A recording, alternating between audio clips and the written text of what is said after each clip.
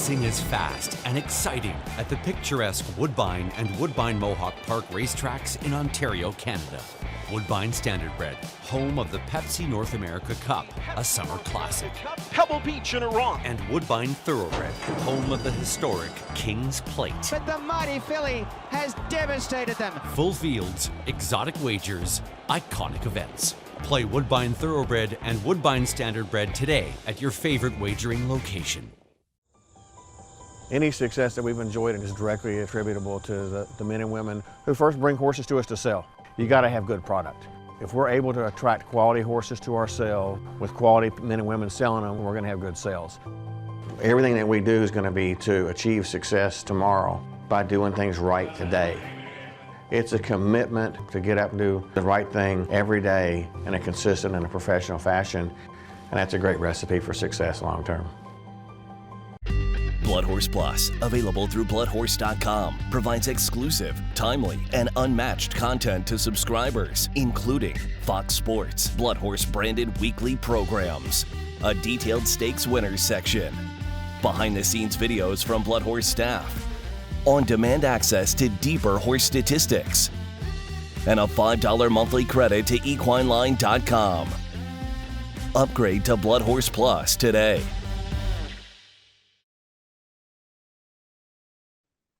Okay, hi, my name is Gary Falter with the Jockey Club, and I'd like to welcome everyone to today's online panel. And this is the 7th panel in our series of online Zoom panels for 2023. And today's panel, we're going to talk about buying at public auction, and the timing of this is perfect. Just wrapped up the Saratoga Select sale last week and the New York bred Saratoga sale the last couple of days, and we're just a few weeks away from the largest sale of yearlings, the Keeneland September sale. So good timing on this topic. But before we get started, I'd like to recognize our sponsors, starting with the presenting sponsors, Bessemer Trust, Stoll Keenan Ogden, and the Green Group. And I'd also like to recognize today's panel sponsors, Woodbine and Fasig-Tipton, and our Q&A sponsor, West Point Thoroughbreds. And our thanks to all the sponsors for their continued support of thoroughbred ownership in this webinar series. So we have a lot of ground to cover. If you have a question for the panelists, please use the Q&A button at the bottom of your Zoom screen to submit a question. And if there are questions at about the 20-25 minute mark, we'll pause and answer a few questions. And if not, we'll take the questions at the end, with time permitting. So as many questions as we can get to. So next, I'd like to introduce today's speakers. We'll start with Erin Birkenauer. She is the Chief Operating Officer for West Point Thoroughbreds. Welcome, Erin. And you're muted now, so you can unmute yourself. Sorry about that, Gary. Thank you. That's all right. Also have Marette Farrell, and Marette is a bloodstock advisor for various farms and owners throughout the country. And welcome, Marette. Thank you. Happy to be here. And also Mike Ryan, en route home from Saratoga. Mike's a bloodstock agent and advisor and the owner of Top Yield Bloodstock. Welcome, Mike. Thank you, Gary. Okay, and we were hoping to have Tom Biederman. Tom might have gotten tied up somewhere because we did talk this morning. Tom's an auctioneer with Fasig-Tipton, so hopefully he'll join in because I would like to talk about the whole auction process from an auctioneer's perspective. So hopefully Tom can still join us. Now, since more horses are purchased at yearling sales than any other sales, let's start talking about the yearling sales. And we're going to start off with a short video from a past Saratoga sale where Terry and Rob of West Point Thoroughbreds were buying horses at that sale. So let's go ahead and show that video and then get Erin to talk about that just a little bit. So here's that video.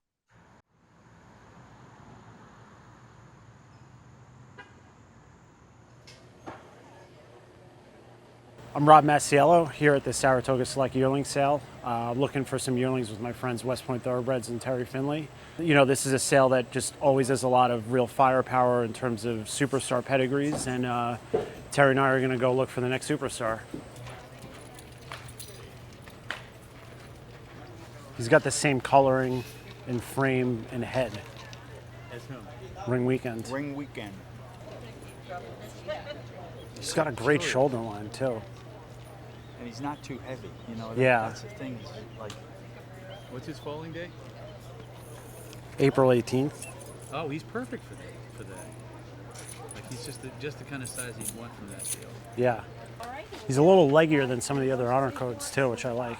Yeah, I compare it to like draft day. See what their 40 times are. See what their long jump. You know, it's like this is the combine. These are the days when you're looking at like the future prospects of our sport. And you know, you get to see these first crop yearlings and the stamp that their sires put on them. And how could this horse Carpe Diem not make a stallion? New York bred, honey, we get air land, 200, 25, 50, and we get air land, just now 300, now 25, 325, now 50, now 350, 50, now 75, 350, 375. 350 is a good price if we got it for us. 85, 385, 75, 85. 385, stay right in there, 85, right there, 375, Josh, thank you. That was a good job going right on top of that. Yeah, that's the right move.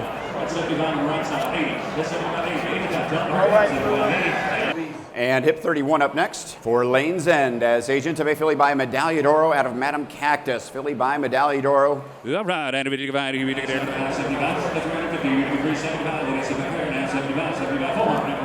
$425,000, all done. A quarter, now half, 4.5. Got 420, got 425 back here first. 450. It's up to you, but half. 35, 50. 460, 60, 75, 475, Woody, 475, 460,000. Josh, thank you.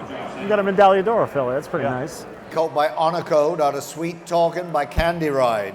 You want a bid, though? Go ahead. 400, now 400, now 4. That's 75, 4. Got to be 400. You would thank you. You would give 70, you give 80. I'm good all day, brother. I like this horse. Drop the handle. Yeah. 75, 85 and a half. You better give 85 and Woody, 375,000. Thank you.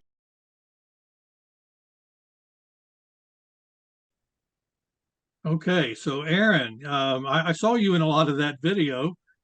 So you were there when those horses were bought. Looks like an honor code, a Medaglia d'Oro filly, and a Carpe Diem. So how'd they end up doing at the races? So interestingly enough, the least expensive one was the best. That's kind of how it works sometimes. The honor code colt was eventually named Cavalry Charge, and he was very successful going along on the turf and was a graded stakes winner, earned nearly 500,000. The other two fillies did not pan out so well. The one was not very successful on the racetrack and the other one was unraced. But the good thing about buying fillies with some pedigree is you kind of have a little bit of an insurance policy.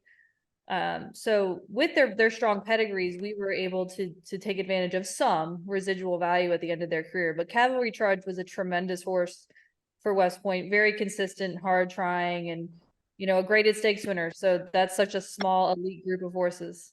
Right. Well, it goes to show that you can buy, quality horses at any time, and you just don't know until they race who's going to be the runners, and who that starting gate is a great equalizer. It really is.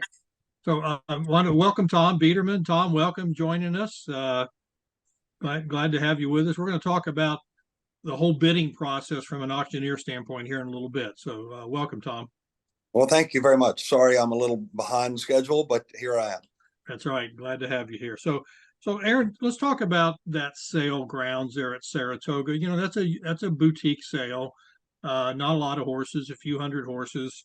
Just talk about the process of looking at that many horses in a short period of time, and get Mike. Let's get Mike and Marette also to chime in on what is that process like there up at Saratoga when you're looking at an elite group of horses that have been hand selected for that sale. Yeah, absolutely. So most bloodstock agents will provide a service to their clients, shortlisting. They'll go through, they'll look at all the horses on the grounds, or their team will. I know we'll start talking about Keeneland here in a few minutes, but at Saratoga, it's pretty easy to get your eyes on every horse on the grounds because it's a select group. Everything's very close together. And then we'll get a list from our agent, and he'll have whittled it down, and then we'll go through and look at all those horses. Everybody has different tastes. Everybody has different objectives in their ownership journey. Some people are partial to fillies and they want to take advantage of residual value. Others have Derby dreams and they're focused on colts. With West Point, we're kind of buying across the spectrum, so we keep an open mind for every type of horse. You go through and you kind of figure out the horses that catch your eye and that, for us are marketable, and you vet them.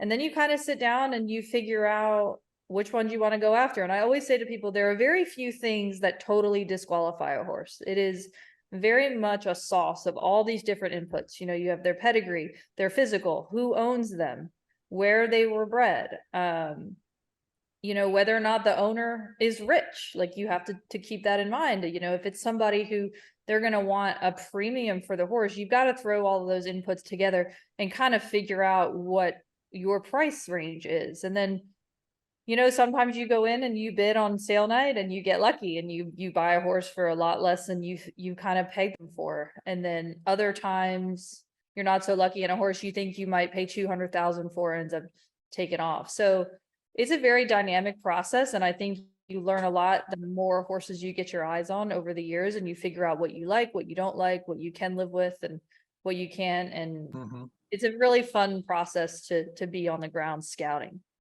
So Mike and Marette, do you all end up bidding on more horses than you actually purchase, or do typically, if you got your short list down to 4 or 5 horses, are you usually pretty successful at getting those, especially at a select sale like Saratoga?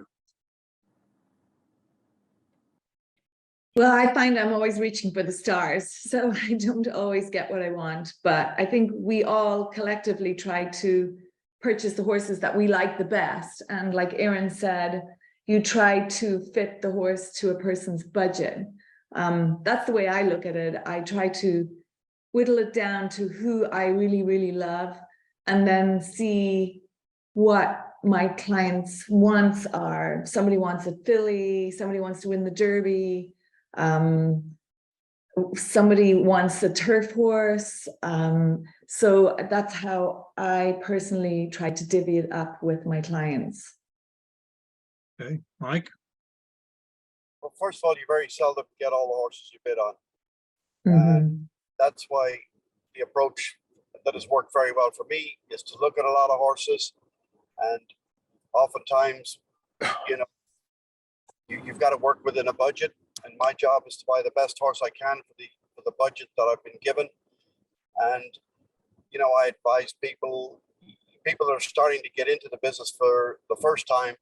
I think a great approach is to buy some fillies, because you have some exit strategy, you've got resale, residual value, and that's what I started out with Bob Edwards. I said, Bob, let's start with fillies, and it worked out very well. He was very fortunate, came up with some really good horses, and it's as Aaron said, everybody's taste is different, and that's what makes an auction so intriguing.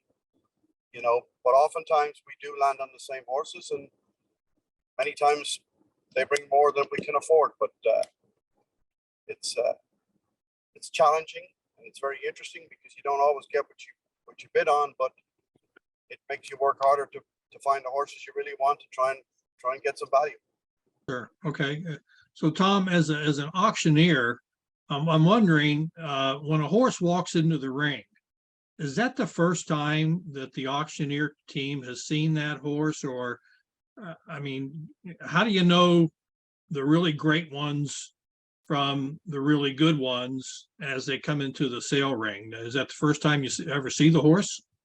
Well, it's not the first time I've ever seen the horse, and the same would be said for most of my associates. We have a large team at Fasig-Tipton, as you know, and several people on the inspection team that selects the horses for the sale see them again at the auction. And I try to see every horse that I auction in person. I'm not an agent. I don't buy horses for other people at this time, but I've seen a lot of horses. So I tend to know which of the horses are going to garner a lot of attention. However, what I don't know that the agents do know is how the veterinary report looks. And I may see a horse that I think is spectacular, and it doesn't bring a spectacular price. And that comes down to sometimes that veterinary report. Okay. So there's some information they have that I don't have, and then some information I have that they don't have. Well, for our audience that are looking to buy horses, and we'll stay with yearlings for now, is it safe to assume that horses in a select session or a select sale like Saratoga or maybe Book One Keeneland, that those horses, their conformation is excellent, their pedigrees meet the grade, and they're going to vet properly? I mean, is that a fair assumption, or is it not? Well, I think it should be a fair assumption. The consigners themselves do a terrific job in bringing the right horse to the auction. It does them no good at all to bring the wrong horse to the auction. You'll be penalized severely. However, the horses change and things change. A horse that might pass the scope or have a great scope 2 weeks ago ships to Saratoga and maybe doesn't scope as well.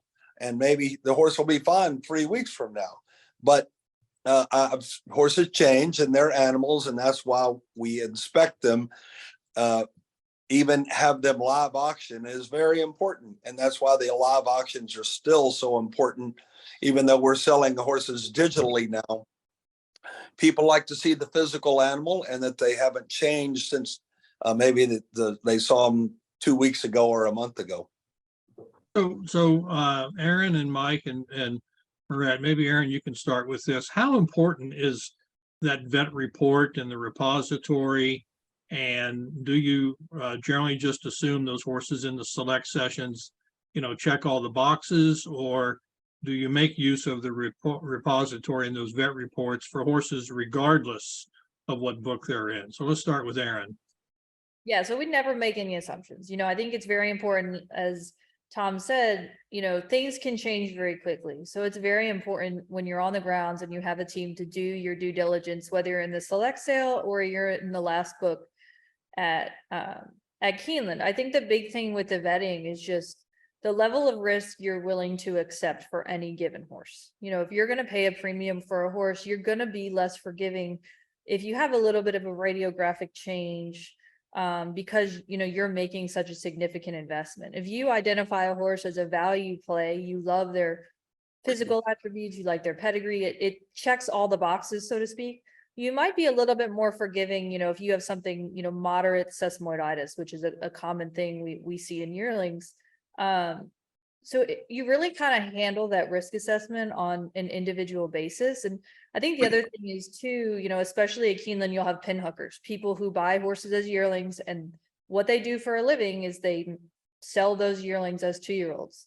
There are certain things that they can't live with from a vetting standpoint that an end user like us, people who race, and we're not selling, can. So that's kind of a nuance that you learn as you go, is, the different radiographic and scope findings that suit different people and their level of risk.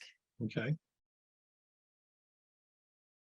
Mike, Marette, you'd like to add anything to that on the repository and the use of the vet reports?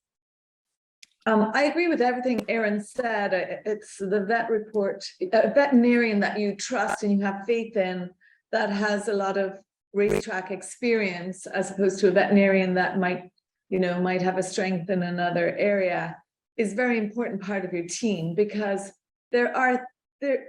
no horse is perfect. So there are certain things that most of us can live with, or you send it to a trainer that is not a specialist 2-year-old guy. They need some time. So you try to work around what's positive in those x-rays and what you think might suit your client. Okay, so let's talk a little bit about confirmation. There's a lot of different confirmation terms out there. Obviously, you all do this for a living, so you're very familiar with them. A lot of owners may not be. So terms such as back at the knee, or the horse is offset, toes in, toes out, or just a few, and not are as obvious as others. Talk to the audience about why confirmation is so important when you're buying a racehorse, and how do you assess those confirmation areas, especially as it relates to some of the terms I just used. So Mike, why don't you chime in on that? I've learned through the years that runners come in all shapes, makes, and sizes. And I think I try to be flexible. I've tried to learn through the years of experience. Just because a horse is perfectly conformed and is a good physical and, you know, ticks all the boxes doesn't necessarily means that horse is an athlete. I term them two ways. I'm looking for runners. I'm not looking for show ring horses. There's a lot of good looking yearlings that sell for a lot of money, and I refer to them as show ring horses. They get a ribbon in a show ring, but that doesn't necessarily mean they're going to be athletes. To me, demeanor, movement, attitude, personality are equally important to conformation. Every horse you critique, very few horses are perfect, and you've got to. It's a learning curve. It's experience. It's a feel. You get a feel for a horse, and if I don't get a good feel for a horse, I don't mind a horse that's a little toed in, a little back at the knee, a little sickle hocked, you know, a little immature. I don't condemn horses for that. I look at the big picture. And if I get a good feel, if I get a good feel with the big picture, I can accept a lot of things if the horse gives me that positive feel. Okay. Marette, Aaron, like to add to that?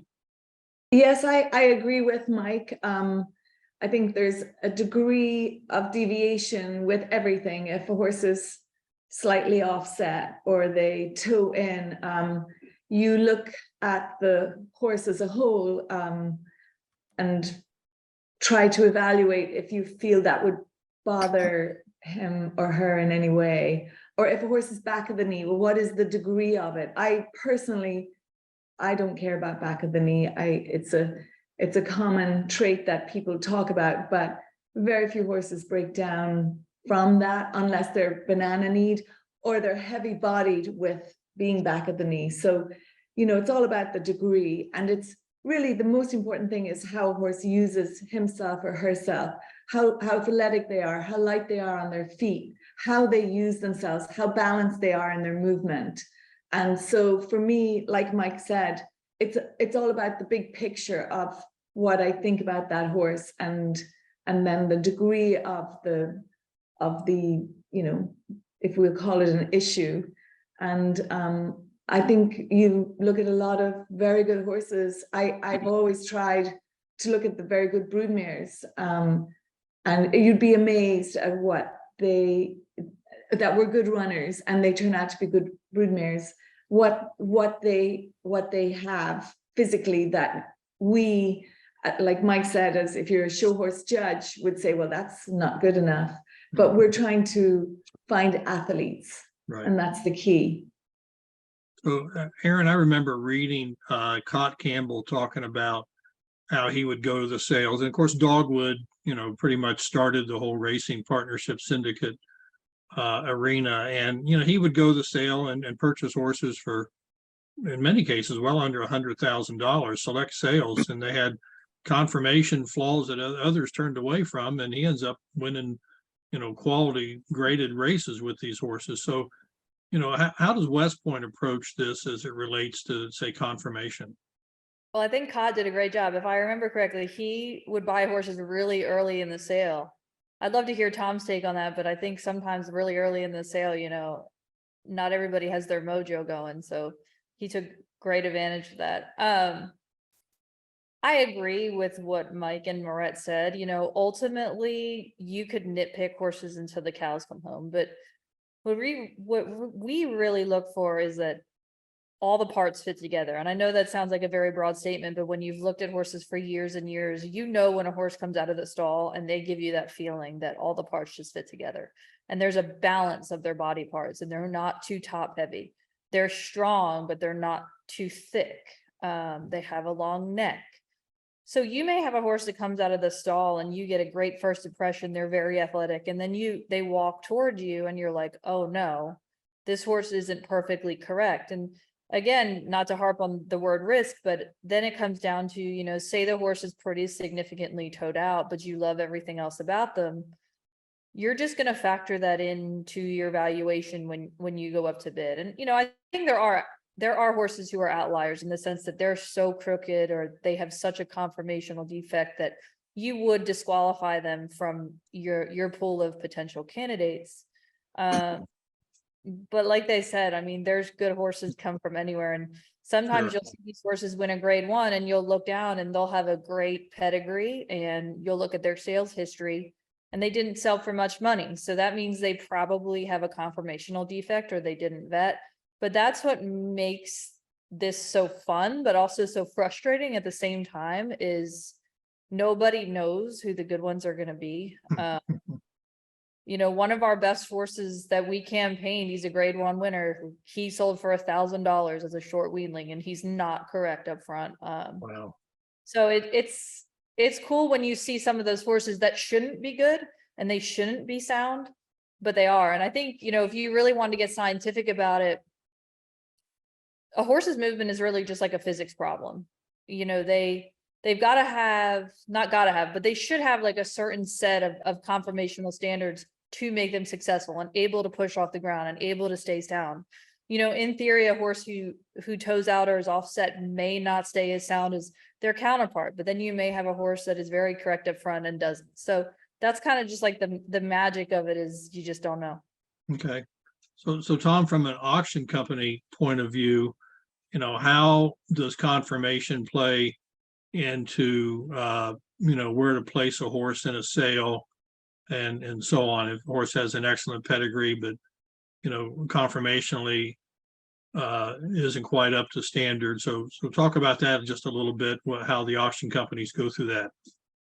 Well, I think that I work for Phasic Tipton, and we've had for a long time a little bit of a different view than some other sale companies, in that we have focused on the physical for some time.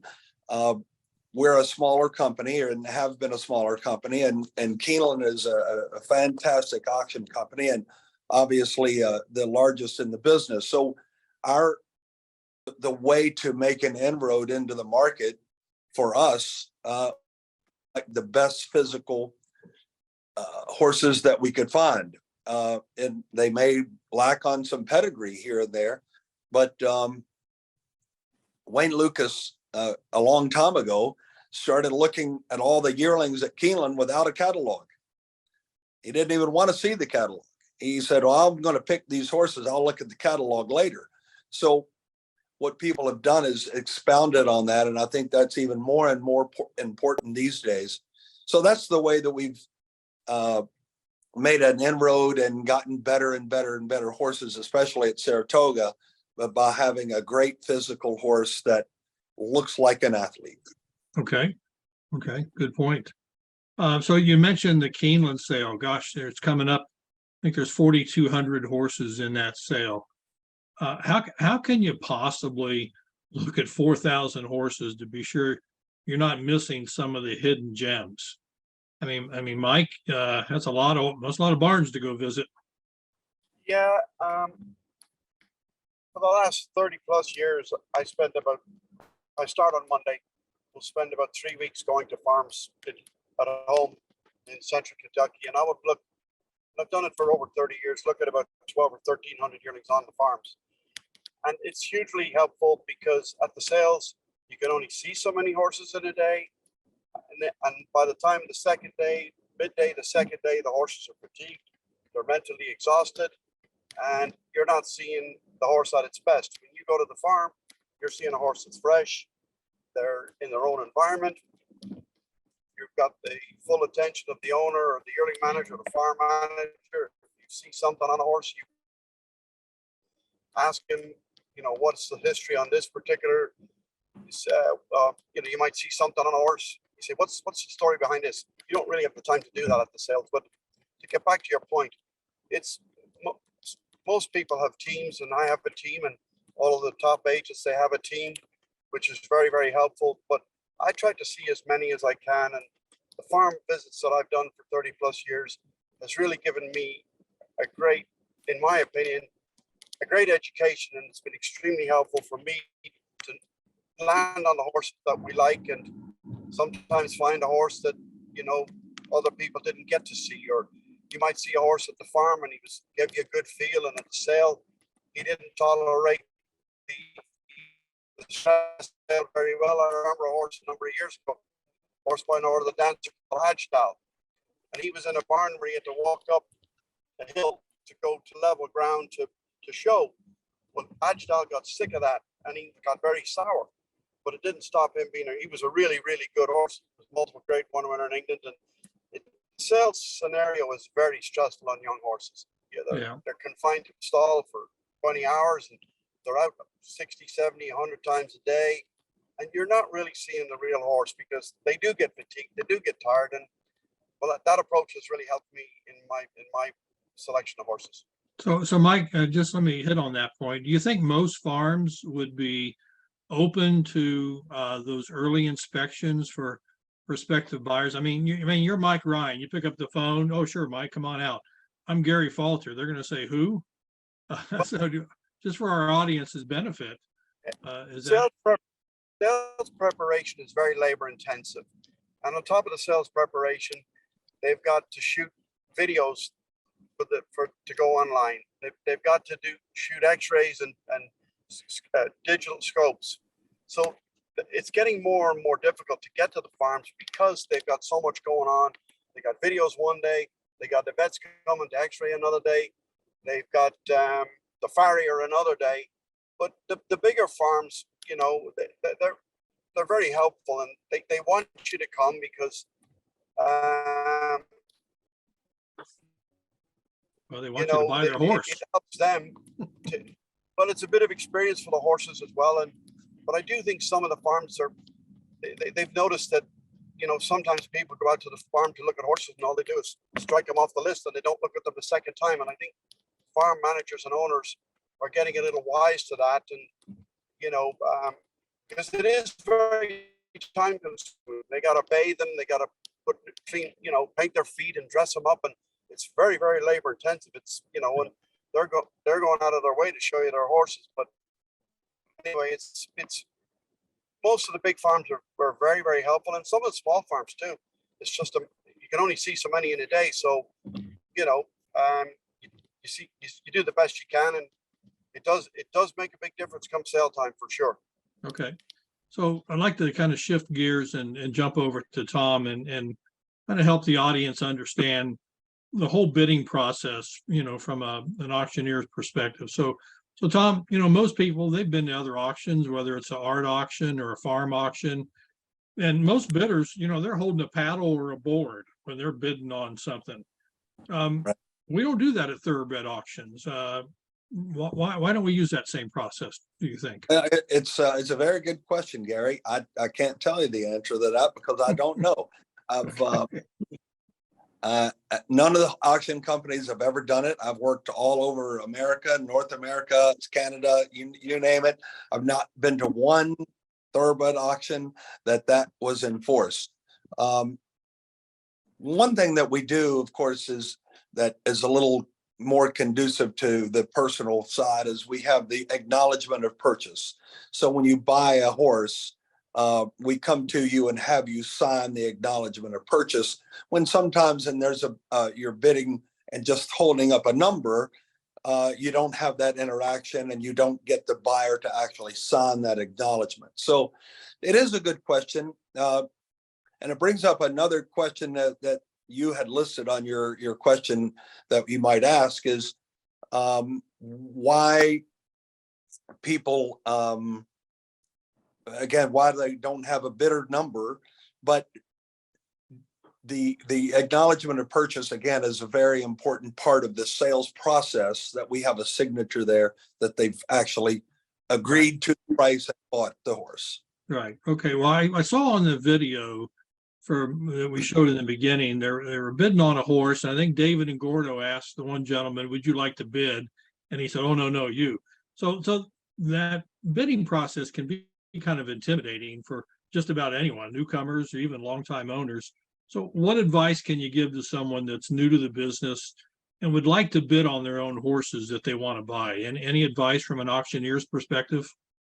Well, the main thing is to get the attention of the bid spotter maybe even a horse or two ahead of the horse that you want to bid on. So the bid spotters are trained to see people that are staring at them, okay, or making eye contact, and the bid spotter will understand and see you making eye contact.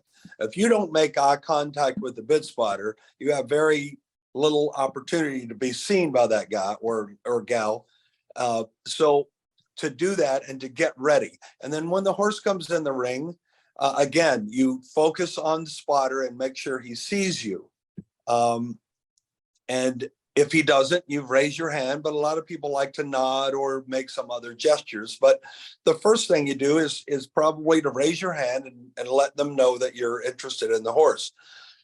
When I see some bidders will maybe bid on a horse early to get the bid spotter's attention, and then they may sit back and wait till the horse is getting closer to the end of the bidding and then get back in.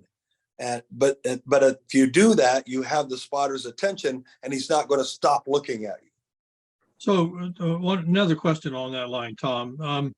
Some bidders like to be very stealthy about the fact that they're bidding on a horse. Not exactly sure why. Maybe you can add some insight as to why a bidder really doesn't want to be recognized by anybody than the auctioneer. Well, there's a very, very good horseman named Mike Ryan, who is probably the cagiest bidder out there. He's very good at it, and you have to be close. You have to have very close attention to Mike Ryan at all times, because he might not bid until the last second, which we don't recommend, but he gets away with it because he's Mike Ryan. But there are folks out there, especially back in the old days when auctions didn't go so fast, they might see someone like David and Gordo or Mike Ryan or Moret bid on a horse and say, hey, if they like them, they must be okay. I think I'll get in. So that's why some of the larger agents or more successful agents don't want to be seen. They don't want other people to know they're interested in the horse and might drive the price up. Okay. So Moret and Aaron, maybe you can talk a little bit about the bidding process from your perspective and how you go about doing that and take some of the mystery away from it. Oh, we're trying to keep the mystery in it because most of us don't want anyone to know that we're bidding, like Tom said. And we're trying to get the horse for a client at the best possible price. So yes, I, funnily enough, saw Mike bidding on a very, very nice horse in the first sale in Saratoga, and he was hiding behind the pillar, behind a massive group of people. But obviously, like Tom said, the guys know, they have an idea who Mike might be on, and so he was able to make those bids. And that's all for the protection of your client. Mm-hmm.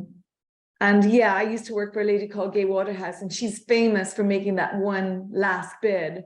So they, you know, somebody's keeping an eye just in case. And you can build up a relationship with some of the bid spotters too. They know when you come in and you sit down that you're intent on doing something. So they'll just keep an eye on you because they have a feeling that you're going to, you know, make an attempt to buy a horse in the next hip or two. So we all have our ways and means of doing things. Some people sit in the same area all the time, or, I mean, I've heard so many famous stories about Dwayne Lucas lifting his foot, and he'd keep lifting his foot. He wasn't doing anything with his hands, or, you know, there's the famous little bit of eye contact. So you're not moving your head, you're just sort of winking at somebody, and the bid spotter knows that that's a real bid. Everybody has their way. I had a bid spotter tell me once that a buyer would keep his pen in his shirt if he was interested in buying the horse, and then he got a phone call and forgot to take the pen out when he was done. And so the hammer went down and he ended up signing the ticket, but it was for a lot more money than he was planning to spend. So Aaron from West, there are stories out there like that. Yeah. So Aaron, from West Point's perspective, does Terry like to do the bidding? Do you, or you have an agent do the bidding for you? Mostly Terry and our agent. You know, I love the whole dynamic of auction and bidding dynamics. You know, as you get more experience with it, you kind of learn, and it's the feel of how the bidding's going, you know, if it's rapid fire versus, or if it's slowly kind of making its way up there, and you sense when a horse is getting close to their reserve. It's very neat, especially when there's a bidding war and two people are kind of going back and forth, and the bids are hitting very quickly, and the price gets driven up very quickly. That kind of stuff is really neat to see in person. And the great thing about these sales is anybody can attend. So, you know, if people in the audience wanted to come, you could go in the back ring and watch these things unfold. And that's really neat. We usually like to bid in the back. It's just more conducive. You know, we have a group of people that I work with, and Terry's our leader. So we all kind of like to collaborate and talk when a horse is in the ring, like as we're deciding if we're going to place that bid. And you can also see them in the back ring before they go in. I think that's important, just to see how the horses are carrying themselves. And it's not scientific, but just the feeling they give you before they go in the ring. Is this the one that I'm going to stretch on, or am I just not feeling like this is the one? I assume the excitement of bidding on a horse is similar to watching your horse go in the starting gate. Just that anticipation, the butterflies you get, the just the emotion of it has got to be very similar, I would assume. Yeah, you know, there's times that we'll love a horse and you'll be under your breath. You're like, drop the hammer, drop the hammer. I know Tom doesn't want that to happen, but They're to buy them as cheaply as possible, and I'm trying to get as much as possible. So it's a compromise on every horse. Right. 40 an hour. Right. All right. So let's move on to 2-year-olds and horses in training. And so, you know, from your point of view, what are you looking for in a 2-year-old versus a yearling? Because a yearling, you know, you're going to see the walk, you're going to see the balance of the horse, but you're not going to see the horse gallop or breeze. So, you know, talk, if you would, for a little bit, start with Mike, about, you know, what do you look for in a 2-year-old in training that you're just not going to be able to look for in a yearling? That's a very interesting question, because the 2-year-old consigners are so professional. First of all, they buy nice horses. Secondly, in the last 10, 15 years, they've become really, really brilliant at getting these horses ready for the auction and getting them ready to breeze. There's about 10 breeze riders that breeze all these horses at the sales, and they are so skilled that they make a lot of these horses look better than they really are. And a lot of these horses achieve very fast times, particularly on the synthetic, because it's a lot easier for them to get over the synthetic. And, you know, it wouldn't be unusual at an OBS breeze show. There could be 170 or 180 horses breeze on any given day. And it wouldn't be unusual to see 30 or 40 10 flats, 30 or 40 10 of ones. So it really makes it difficult. It's, you know, a lot of horses breeze very quickly, and a lot of them look so good going on the synthetic, which most of these sales are on synthetic now. And it's a lot like a yearling sale. You got to sort them out when you go back to the barn. How does the horse look? Is the horse over the top? Does the horse look like it has upside? A lot of them, when you see them breeze, they're at their very best. They're absolutely as fast as they go, and they're at their very best. I personally like to buy horses that do it the right way.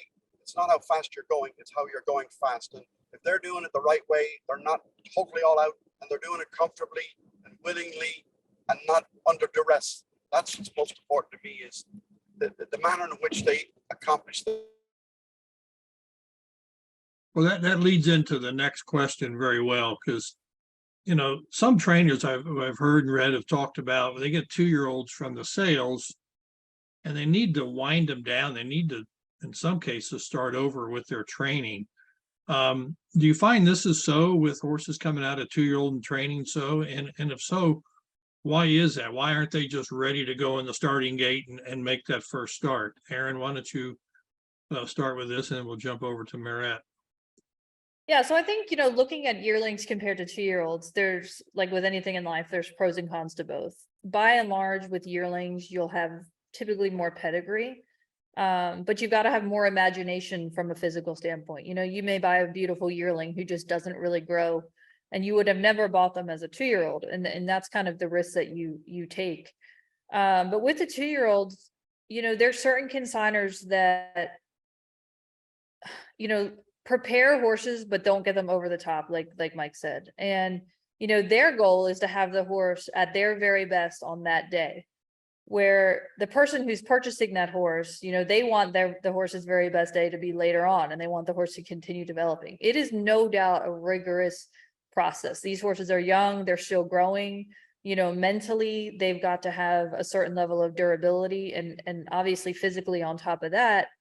But I do think there are some of them that really benefit from a break coming out of the sales, and you'll see like the common ailments, you know, buck shins and things like that, that the amount of work that the horses are in, their bodies aren't just keeping up with it. And listen, a lot of great horses come from the 2-year-old sales, but you just kind of got to know going into it that, you know, not, and the same thing with yearlings. I mean, sometimes yearlings need a lot of time to develop, but there are definitely horses who come out of the 2-year-old sales who just need to take their foot off the gas a little bit and kind of reset, so to speak.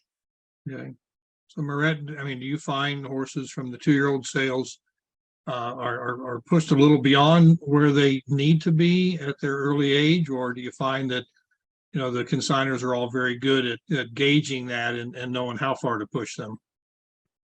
Well, I think, you know, there are different objectives. For a lot of the consigners, Bree Show Day is their Derby day.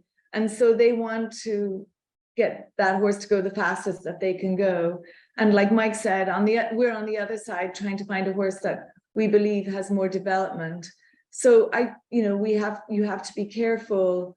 You have to really assess that horse mentally. And I am a firm believer in giving all 2-year-olds a break. They need it. You know, if we thought about how many miles they've actually walked after they've breezed in 10 and flat or 10 and change, they might walk 12, 15 miles a day at least. I know that's what the girls that help me, that's what they say that they do every day. And those horses, that's a lot, because when they train, they're actually only galloping 1.125 miles, 1.25 miles, and jogging a half mile or 3/4 mile, going home and walking around the shed road for 20 minutes, half an hour. So I think we need to keep that in perspective. And they are young, their bones are developing. And I think some time off after those sales is critical for 2-year-olds. Many times I've seen with the horses I've bought, if they go straight to the track, unless that trainer really takes his time and jogs for a little bit and slow gallops, they come up with ailments that they're, you know, not huge, but it takes away from their ability to get to the races a little faster. So Tom, go ahead, Marat. No, go ahead, Marat. Whereas the horse that has actually had some time, like official time off out in the paddock with their head down, which I think is important mentally, they get to the races at the same time. They don't lose their fitness if they get a few weeks downtime or a month downtime. Okay, good point. So Tom, from an auction company perspective, selling 2-year-olds, what are your thoughts on how many of them get to the races quickly and how many of them, you know, don't start till later in their 2-year-old year, or even their 3-year-old year? I read a stat a few years ago, and I'm not sure it's true, but it sounds about right, that the average time from a 2-year-old going through a sale till its first start, the average time was 11 months. Okay. The horses are, again, as Moret said, it's a rigorous program. They start the moment the September or October sale is over. They go to the farms, they're broken and trained consistently every day until that 2-year-old sale. There's no break in between. So I agree, it's a very important to get that break afterwards. They're asked for their very best. It's the fastest they'll have to run their entire life when you look at the actual time that they're running, and they are still growing and developing. So I agree, it's imperative, and most buyers do give them time off. Well, that's an interesting point, that it's on average 11 months that the horse will make its first start. So you buy a horse at a April or May sale. It may be later in the year or the next year. So I guess the point there is for our audience, if you're buying 2-year-olds in training, that doesn't naturally give you a horse that's ready to start right away. But there are other sales, which this segues great into our next topic, which is horses in training sales. I mean, so many of the auction houses are offering these, what I'll just call ready-made race horses. These are horses that have maybe already made a start. Some have excellent race records. And, you know, that's a new phenomenon that's going on. I know you have it there at Fasig-Tipton. Keeneland does it. I know Windstar Farm, you know, sells a lot of their horses at the various sales and other racing outfits. So let's talk about what are some of the positives purchasing a horse out of one of these horses in training sale versus 2-year-olds or yearlings. Who'd like to start off with that one? I think the advantage. Sorry, go ahead. I was just going to say that sometimes if a person is coming into the business, it's often a good starting point because you already know what their past performances are. You can gauge pretty much a ballpark figure about where that horse is, and that person can have enjoyment straight away. So, you know, it really depends on what the person wants. And also some of the farm owners or somebody that wants to have a broodmare band, if they buy a filly at the, you know, a horse that's already in training and they have some pedigree, they can get some enjoyment for a few more races if they believe they, you know, that they can do that again. And then they have a ready-made broodmare. So you know, there are 2 different angles. So similar to claiming a horse, you can buy a horse at public auction, have the horse vetted, and have all those benefits versus claiming a horse and have a horse that could start for you in a relatively short period of time, I would guess. That's what you mean. Okay. So Mike, what are your thoughts on the horse and training sales? Well, as Murat said, it's you're much closer to the horse running in your colors when you buy a horse that's already performing. You've got performing as in winning. If a 2-year-old won first time out or second time out, came up with a good number on the Ragazin or the buyers, I mean, it shows that horse is quality. And a lot of people, you know, that are sellers like to do that. If they have a horse that showed up very nicely first time out, it's a great time to market a horse while the horse still has conditions, while the horse is still sound. And at the same time, there is a level, you now know the level of ability that the horse has. If they come up with a good number, especially on the Ragazins, which are very reliable, you're going to have to pay more because the horse is a known quantity, but you have much more knowledge and you can run within 30 or 40 days of the date of purchase. Also, a lot of people, you know, Windstar do a fantastic job. They buy a lot of yearlings every year, and they have a large number of yearlings that are getting broken, and they do market horses at the end of their 2-year-old and 3-year-old year that still have a lot of run left in them, a lot of chances to win and run in them, and they're very successful doing it. It's a way of them moving out some horses and making room for the yearling crop or the 2-year-olds they buy. It's really become a very successful venue to market young horses that have shown some ability and promise, and it gives the buyer a chance to get instant action and instant results. Well, we had a physician and his wife from the state of Washington come to one of our conferences, and they were new. They have been a part of that racing club out there and went to Fasig-Tipton. I believe, Tom, it was Fasig-Tipton that held the Eugene Melnick dispersal. Right, yes. About 2 fillies out of the sale who had already started, and one of them became a graded stakes winner at Del Mar, and the other one became a minor stakes winner up at in Washington. So right out of a horse and training sale. So I think it's a great, you know, way, like Murat said earlier, for somebody new to come in and have instant action. I do think, you know, you give up a little bit, you know, with us being a partnership, you do give up a little bit on the emotional side of, think about all the buildup of a horse that you've had since they were a yearling. It's kind of like a kid, like you've raised them in your program and you've been with them through the ups and downs. And that's, for some people, that's not a deal breaker. They don't care. They're looking at it from purely a business perspective. But I think, people who are doing this, as a hobby and for fun, like there's something special about that. So, I think that's why it's, this is a numbers game. Like, and if somebody can have a portfolio of horses, some of them yearlings and then some of them off the racetrack, I think those two things achieve different objectives. Obviously your risk is going to be a lot less with a horse who has already shown they can handle the rigors of training. You have the ability to vet them after they've already raced. I think those are the big advantages to it, but you're going to pay a premium. I mean, the market is very hard to outsmart. So when you see a horse, like Mike said, who's run that big number, like you're not going to get any level of value. Okay. So I've got a couple more questions I'd like to ask the panelists, and then we're going to jump to the Q&A from the audience. So let's talk a little bit about weanlings. So are there advantages to buying these young weanlings versus yearlings?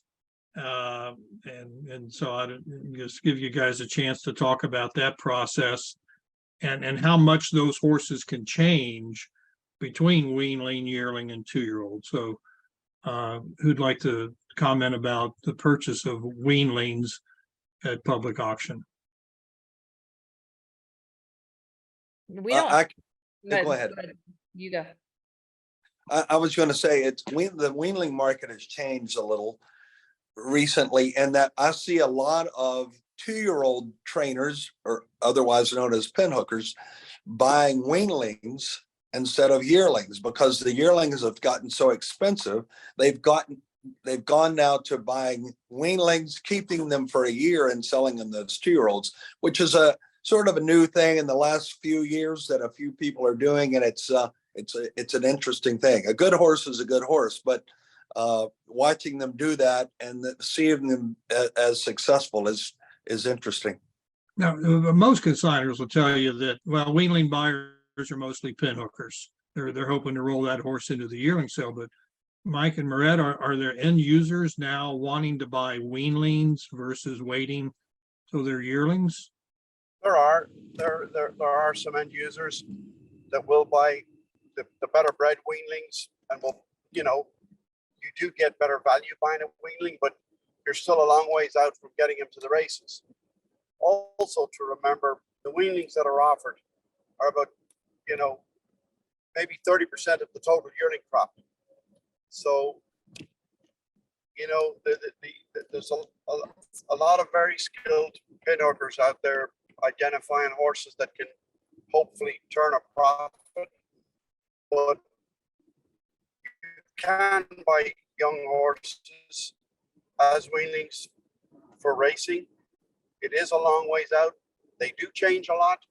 The mature foals that are born in January and February have a big edge over the April and May foals in November because they're a lot mature. They're weaned sooner. They're weaned in June instead of being weaned in August.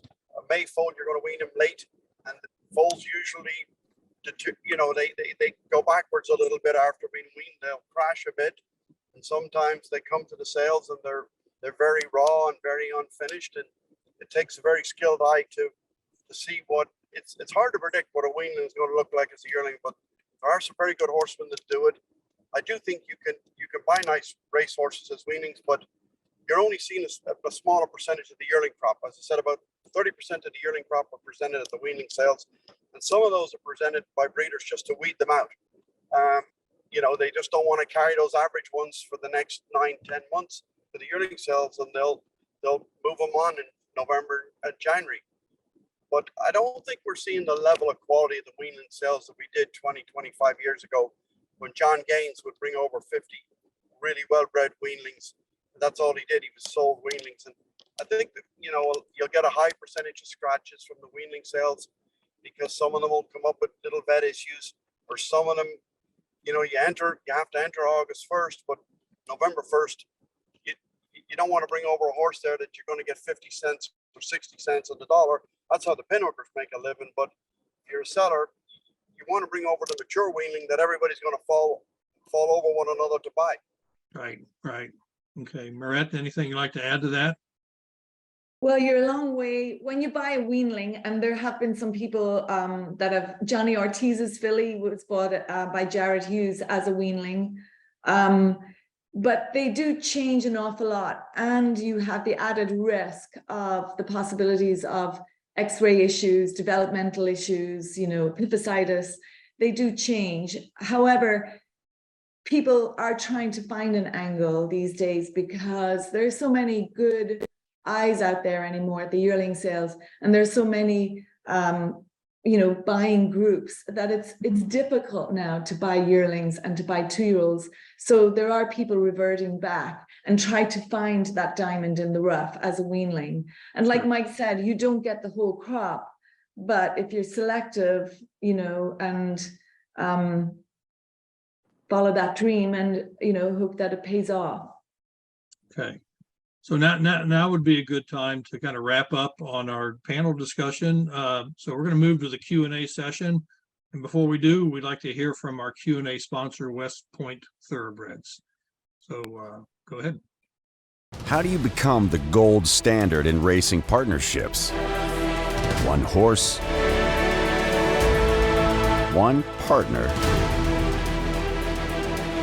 one victory at a time. Congratulations to all our partners who have made West Point the gold standard for the last 3 decades.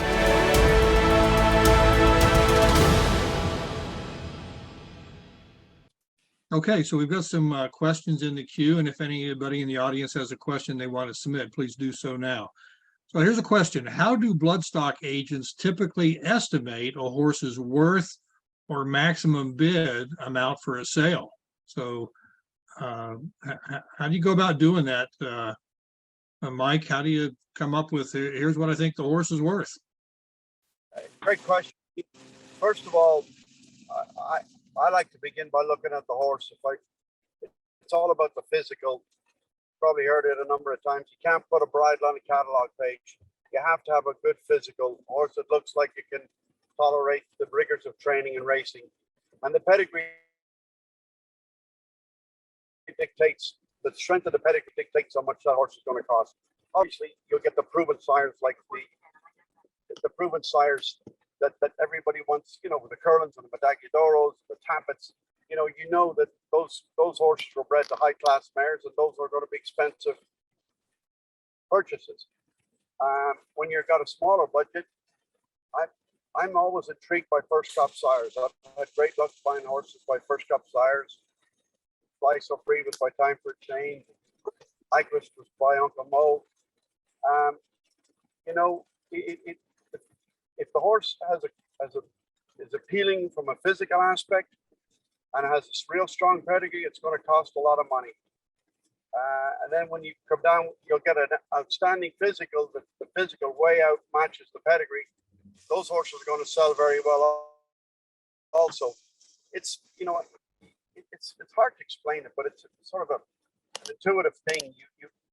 It's just by years of experience, you get the feel of what a horse is worth, and we're not always right, but you have to have a sense of value, and because you've got to explain to your client or your customer what you think a horse is worth and how strong you should endorse the horse and how much you think they should spend on the horse. But it starts with the physical, and the better the pedigree, the harder it is to buy, and the higher the price. Okay. Anybody else like to add to that? I think it's, important for people to work with an experienced agent, like we work with David and Gordo, Mike, somebody who, and Moret, somebody who's been doing this for a long time, because they also have relationships with the consigners, and they talk before the horses go in the ring, and you can get a sense of how many times they've been vetted, how much interest they have. And, that'll just give you kind of a ballpark of what the reserve is. So then you're not just going up there to bid blindly. You kind of, knowledge is power. And as a buyer, you have a little bit of a sense, and anything can happen. I mean, we all see how quickly the bidding process goes, but I think being equipped with a little bit of information when you go up there really helps you as you kind of process, whether or not you're going to buy the horse. Okay. So let's talk about the bidding process a little. Here's a question. How can a bidder know if they're bidding against a reserve or if they're bidding against other live bidders? I don't know, Tom, is that something you can add some insight to? Well, I would say that in most sales, especially higher quality sales, there's basically a reserve on every horse. Doesn't have to be so, and sometimes people don't put a reserve in, and they may choose to bid on them themselves. So you really never know.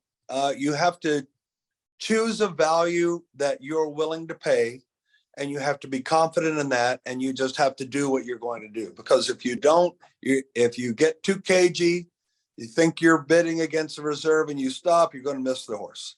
So if you think the horse is worth $100,000, then you'd bid up to $100,000. If you get beat, fine. If you buy it for less, great. But you can't concern yourself of, I think, who you're bidding against. You have to set your value and do your business. Okay, great point. Good point. Okay, so here's a question, and I'm not even sure what this term means myself. Can you define over the top for a 2-year-old after a breeze? I'm not really sure what that term means. I would just say in general, like you can kind of tell the horses that they've given it their all.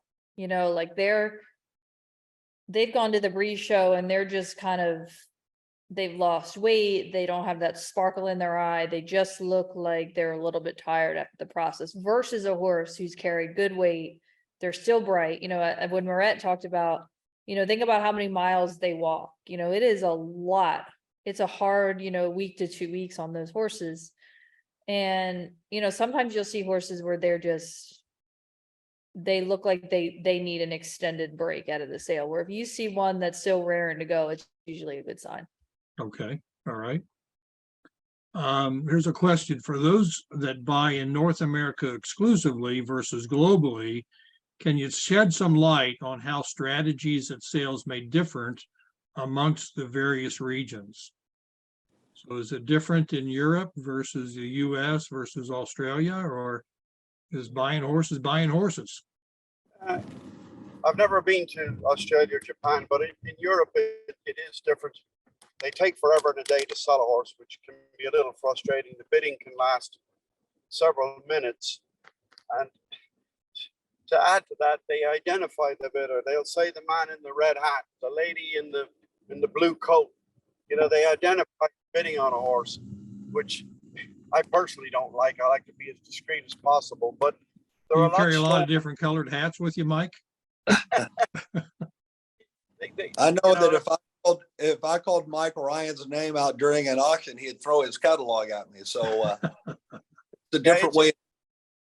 It's a much more rapid process in this country. You gotta know what you're doing. You gotta react quickly.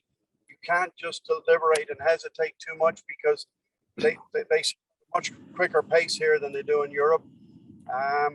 It's really drawn out over there, but you know, they that's the way they've done it, and the sellers sure like it. I don't like it as a buyer, but because you get used to the American system. Oh, we're losing you, Mike. You got to be quick. You got to think quick. As kind of guess what curve you reach the reserve, value the horse in your mind, and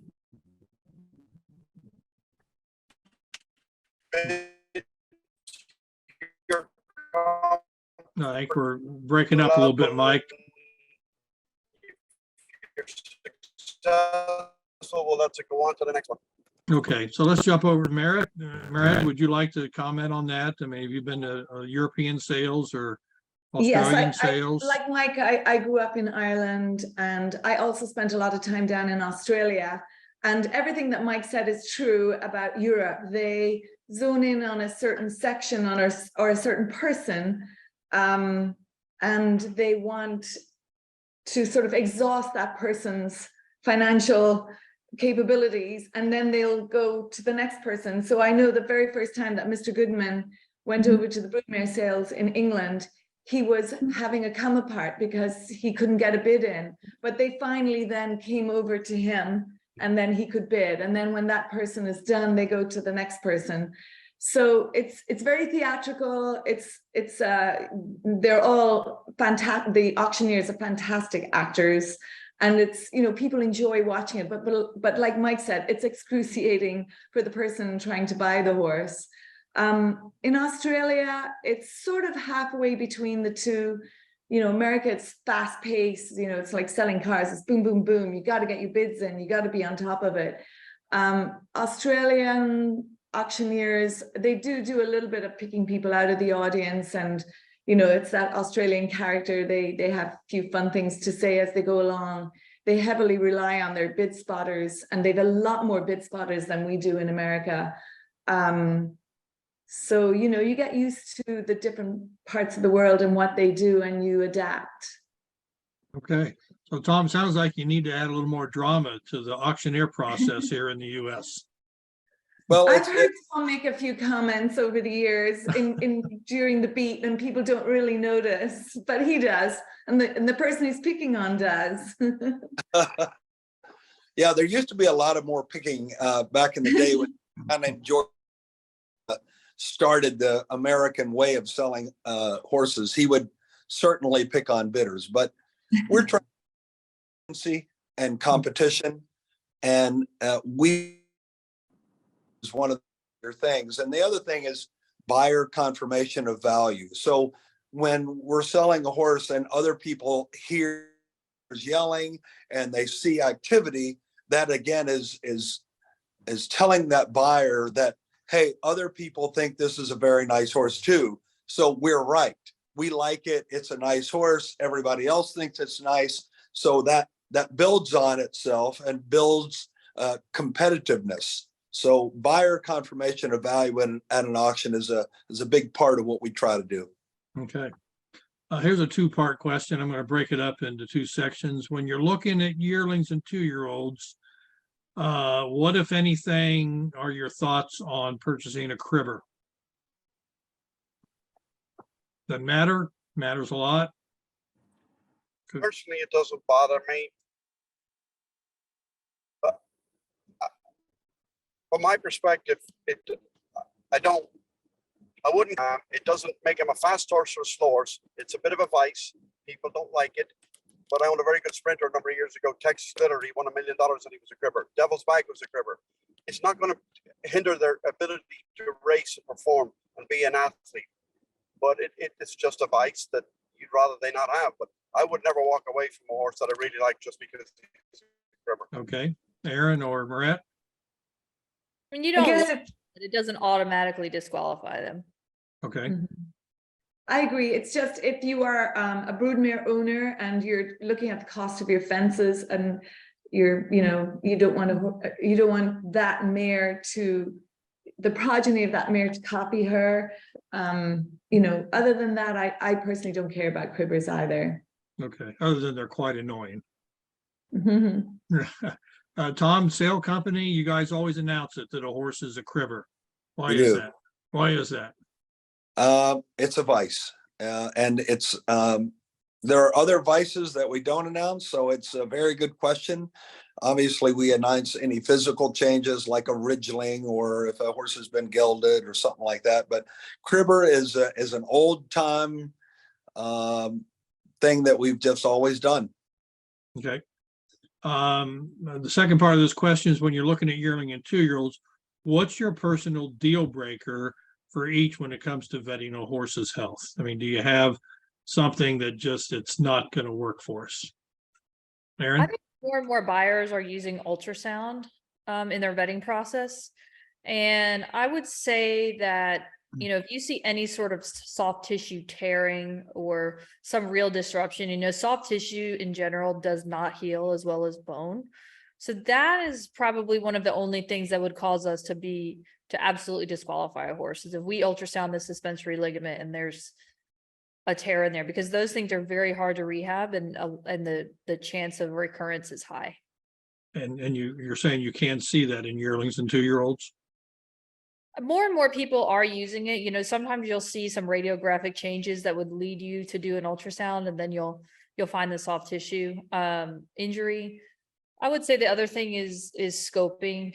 You know, there's very few horses that have a bad enough scope for us to take them off the list, but you do see them where you know that they're not going to get maximum airflow when they're racing. You know, they call it a 1 throat, a 2A throat, but if you get into 2B and 3 throats that, you know, the flaps inside the throat are just so asymmetric that the horse is not going to be able to, you know, they're going to have some exercise resistance and intolerance when they're racing. But by and large, I would say the soft tissue injuries are the number one for me. Okay, Marette, anything that's a deal breaker for you? Well, I believe that if a horse can't breathe, they can't run. So I very much zone in on throats. Okay. Mike? Agree with Marette and Aaron. You can't give a horse a new throat.